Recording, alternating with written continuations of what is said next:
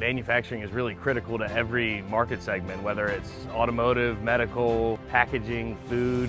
Once you're in manufacturing, you see all the end products being made, you realize that it's such a key component in our everyday life and really all aspects of our everyday life, and how critical it is to keep certain industries or all industries moving.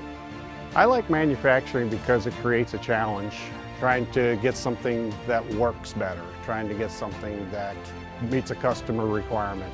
You have to think, and you have to develop, and you have to figure out what's best for this customer. I've been in this business for many, many years, and it's come a long way. The biggest change, I would say, is more electronics, less mechanical. I've always been interested in the software side and the electrical side of technology in general, and I thought it would be a great place to challenge myself.